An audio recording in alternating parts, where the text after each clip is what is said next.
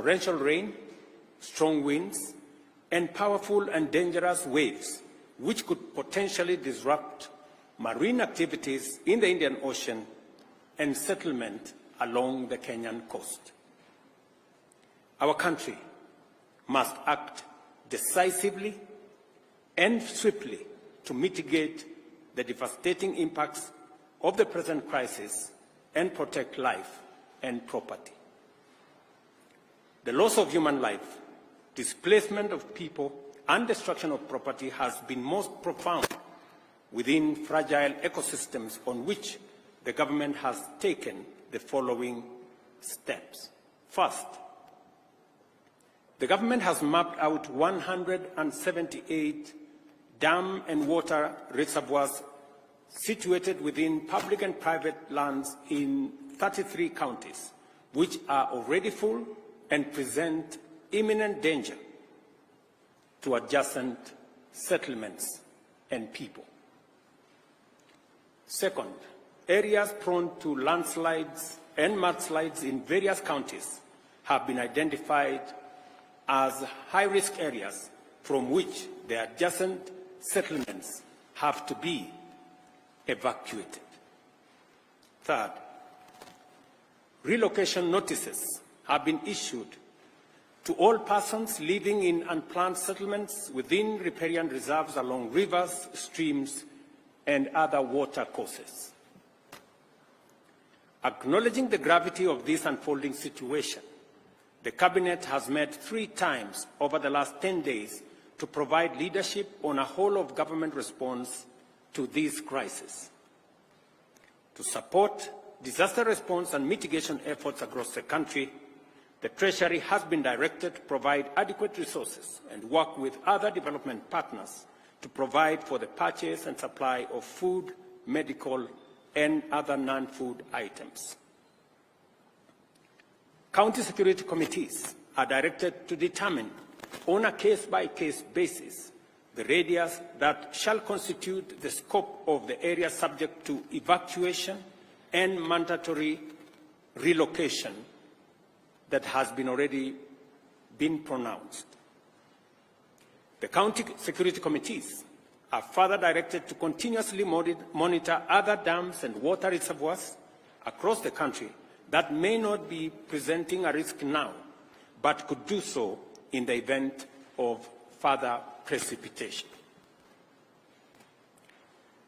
The Kenya Defence Forces and the National Police are directed to deploy resources, personnel, and equipment for carrying out coordinated public safety and risk mitigation operations in as many parts of the country as they have installations. Security agencies are further directed to enlist the support of the National Youth Service and work with the National Government Administration officers to respond to this emergency, including ensuring timely, orderly, and human evacuation of all persons at risk.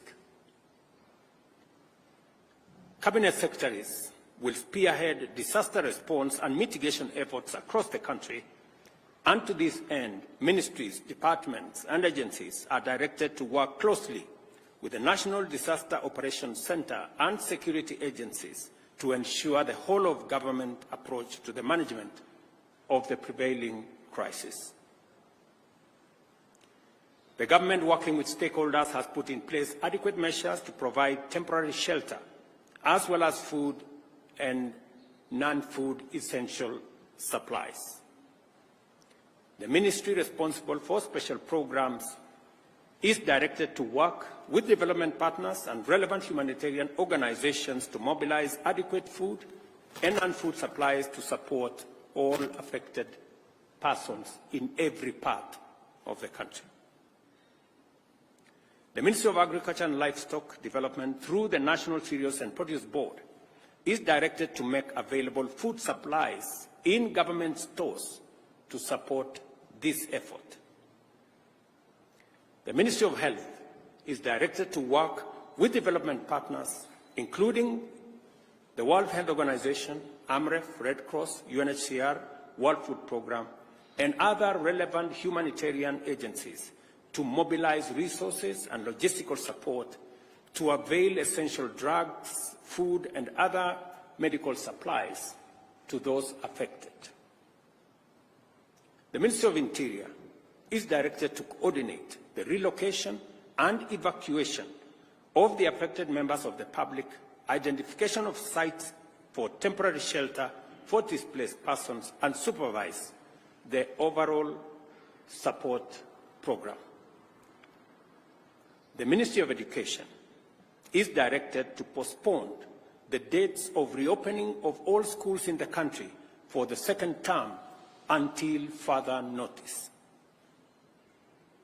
Members of Parliament are requested to reorganize the CDF allocations to prioritize reconstruction of school infrastructure that has been damaged as a result of the floods ravaging the country. As the national government plays its role in dealing with the current situation, I request and urge county governments, development partners, and private sector to join in these efforts and provide support as, where, and when they can. In Nairobi, settlements in riparian reserves have complicated the response efforts and compounded and aggravated the risk to human life, safety, and property destruction. The Ministry of Interior is hereby directed to enforce the relocation notices issued earlier upon their expiry at 6:30 p.m. today. We appreciate and thank members of the public who are already cooperating with government on the evacuation and relocation effort that is underway. I want to mention specifically citizens in different parts. I saw, for example, in Dandora, citizens themselves volunteering, removing their structures, carrying their wares, carrying their furniture, and looking for places to store them. It is an encouraging development that citizens are part of the solution and they are participating in the evacuation and relocation efforts. Further, the government appreciates the goodwill demonstrated by thousands of individuals and institutions, volunteers, and others who have made tremendous input into alleviating the suffering and pain by those affected by the prevailing crisis. In the same spirit, the public is called upon to respect and adhere to safety alerts and interventions and to cease and desist from risking their lives or the lives of others by daring the force of nature. Kenyans must avoid endangering their lives by recklessly attempting to cross flooded rivers or drive on waterlogged roads. I extend my gratitude to the media for their commitment to contribute airtime worth Kenya shillings 100 million to support response to this crisis. The measures we are taking at present are aimed at responding to the current crisis in the immediate and the short term. For us to comprehensively address such a threat in the long term, we have to acknowledge and act to reverse the adverse effects of climate change. The current unprecedented crisis of floods that our country is experiencing, as well as the recent devastating drought our country faced, the worst in 40 years after 5 consecutive failed rains, is a direct consequence of our failure to protect our environment, resulting in painful effects of climate change as we are witnessing today. Our country will remain in this cyclical crisis for a long time unless and until we confront the existential threat of climate change. Our climate action agenda is informed by the sad reality that our country's future remains under threat until we restore our degraded ecosystems, including forests, rivers, and wetlands. We must therefore remain committed to confront this existential challenge and do it head-on. It is imperative for us to prioritize environmental conservation efforts and implement aggressive reforestation and wetland restoration programs. Scientific evidence indicates that restoring our natural habitats is our best defense against escalating weather extremes. To this end, I urge you, fellow citizens, to sustain and intensify your positive response to the ecosystem restoration agenda, which aims to grow 15 billion trees nationwide within the next 10 years.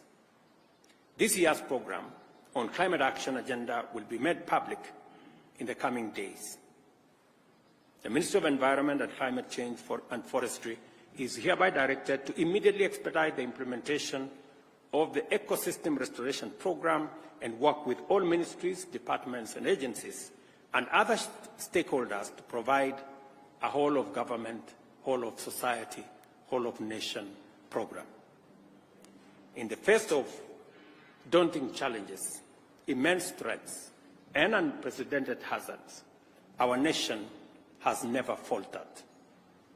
The people of Kenya always stand with one another and work together to overcome adversity. We are called upon once again to join hands in this critical juncture and support each other until this season passes, and afterwards, in all endeavors to secure a sustainable future for generations to come. Together, we will win the war against climate change, and also we will build a resilient nation. Thank you very much. God bless you, and God bless our great nation, Kenya. Asanteni sana.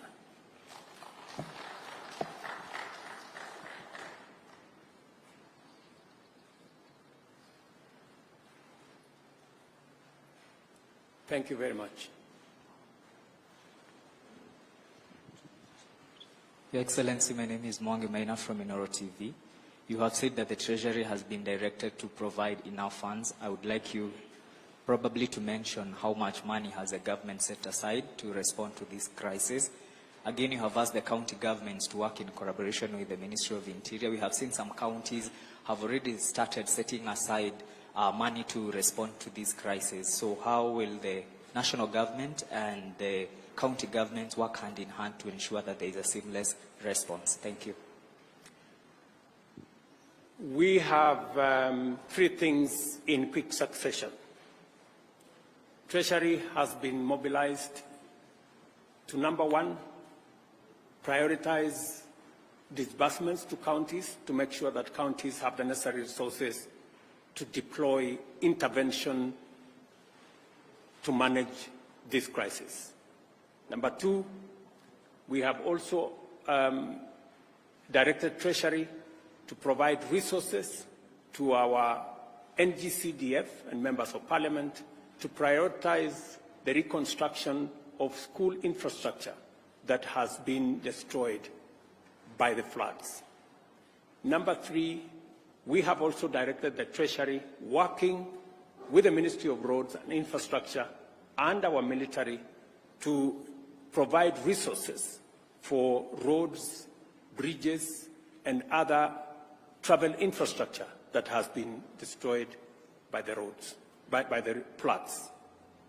And we have asked Treasury to work with the resources they have, engage with development partners, and we are also encouraging the private sector to step forward. In fact, private sector persons, individuals, and organizations who wish to contribute to this national effort, the Office of the Deputy President will coordinate that effort, and additional information on how citizens, private sector individuals, private sector institutions can participate in this exercise will be issued by the Office of the Deputy President.